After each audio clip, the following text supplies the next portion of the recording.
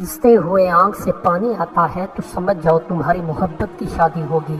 सोते वक्त आंख फड़क उठे तो समझ जाइए कि सुबह दौलत मिलने वाली है।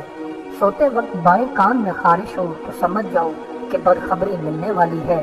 खड़े होकर कपड़े पहनने से घर में रिस्क का आना कम हो जाता है। सोते वक्त सुरमा लगाने से आंखों की बीनाई कम होने लगती है। सुबह सवेरे सुरमा लगाने से आंखों की बीनाई बढ़ जाती है।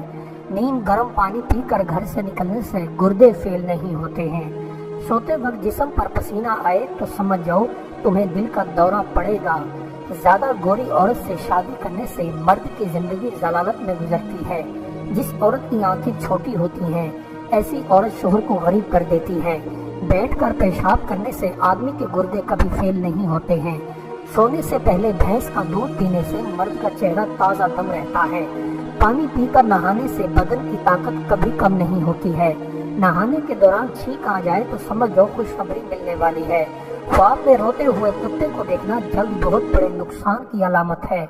लंबे बालों वाली औरत से शादी करने का फायदा है कि पहली औलाद बेटा होती है। छोटी कद वाली औरत से शादी करने से मर्द जल्दी बूढ़ा हो जाता है।